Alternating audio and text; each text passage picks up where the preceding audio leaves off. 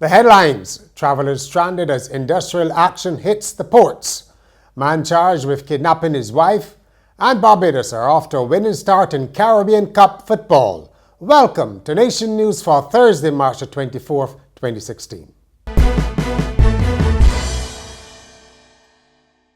So much for Holy Week and quiet contemplation.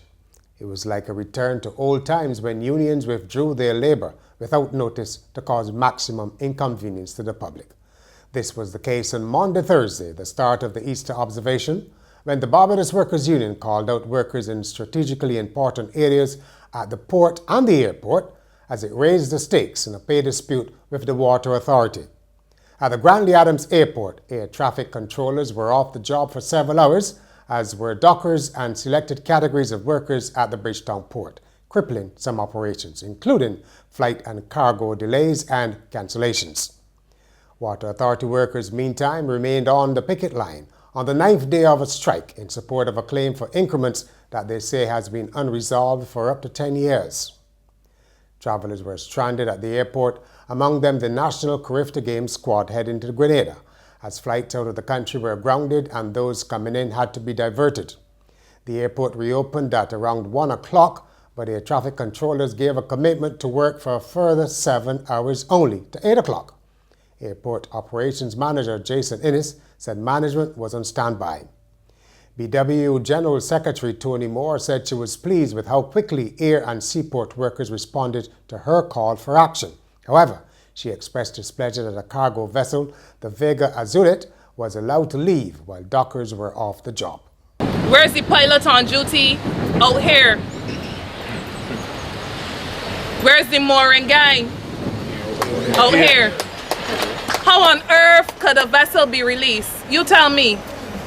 It means that orders came from somewhere that said, like the management of the Water Authority have been saying, don't mind them, we can do what we gotta do anyway. That is the kind of disrespect that I wanted to speak to you about from the Water Authority. But now you have it before your very eyes here this morning at the Barbados port. The message that they will want, therefore, to send to workers is that we can do without you. 54 people from 18 nations, including Serbia, Kenya, and China, have taken the oath of allegiance as new Barbadian citizens in a naturalization ceremony. They join more than 4,000 others who have secured Barbadian citizenship over the past 5 years.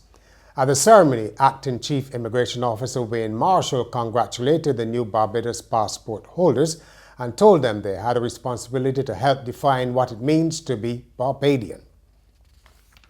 The Health Minister John Boyce says he's satisfied that progress is being made in eradicating the Aedes aegypti mosquito, which transmits Zika and dengue. He said the mosquito population had plummeted thanks to the work of the ministry's environmental health team. The minister told Nation News that workers have been ensuring that homes and business places are compliant with health regulations. He also credited the ministry's fogging program. A 45-year-old man charged with kidnapping his wife has been remanded to Dodds. Irvin George Thomas of Block 6, Princess Mary Lane, The Pine in St. Michael, appeared in the District A Magistrates Court on Wednesday charged with unlawfully removing Patricia Thomas from Nursery Drive, that's where the ZR terminal is, on March the 21st. Mr. Thomas was not required to plead as the case will have to be tried in the High Court. He's also charged with causing his wife serious bodily harm. Court prosecutor Sergeant Neville Reed objected to bail for Mr. Thomas. Among the grounds cited was that the accused was already on bail on a charge of unlawful removal of a person. AgroFest is no cash cow, insists James Paul, the CEO of the Agricultural Society, as he accused providers, including government entities, of price gouging in their dealings with the organization. Mr. Paul told reporters that businesses believe AgroFest is profitable for the BAS because of a high attendance, so they charge higher. However, he said the annual expo cost over $90,000 to produce and realizes few returns. What I see sometimes happening is that even the government institutions that I think should be more cooperative in terms of trying to make sure that we can keep our costs down. They do not help either. And I think that is unfortunate sometimes, that government institutions which should be facilitating the process in terms of not increasing the cost on us, that they are actually turning up the cost too. And that in itself, I think, for the future is a worrying sign. Because if they continue to push up the cost, because we have to pay to go in the park, we do not get the park free. We do not get the stage check free. Okay? We have to pay for the security. Okay? We spend on security alone. Our request spends well over $100,000 in security alone. Plus, for every inspector that we have there, we have to spend money on that. This week's guest at the Central Bank's annual Caribbean Economic Forum brought some rather grim news on the global economy. Simon Johnson, a university professor and former IMF official, is also an expert on the financial sector and economic crises. And guess what? He's predicting another economic crisis. He's advised Barbados and other Caribbean nations to start to prepare for bad times. Dr. Johnson says his analysis is based on the lack of sufficient reform in leading economies like the United States. We live in a volatile world. We live in a world in which that volatility is not going to decline anytime soon. And that could be the volatility of finance, the volatility of commodity prices, the volatility of other places around the world. We could talk about China or Brazil or Russia or the United States. So these are shocks that are going to come at all of us. And we have to think really hard about what are the sources of fragility in all our economies, and how do we reduce those sources of fragility, make ourselves stronger in the face of those shocks. Sport now in cricket. It was last ball anguish for West Indies women who suffered a one-wicket loss to England in the Women's World 2020 in India. West Indies dawdled to just 108 for 4 in their innings, but fought hard and could have had some joy had wicketkeeper Marissa Aguilera not missed the stumps with a throw, as the last wicket England partnership stole a bye off the last ball. West Indies captain Stephanie Taylor reflected after the match on a score that was below her team's ambitions. Yeah, I think we were actually a bit short because we were actually pushing for 115, 120. But at the end of the day, we knew that, runs on the board is runs on the board. And with the bowling attack that we actually have, we could easily defend anything.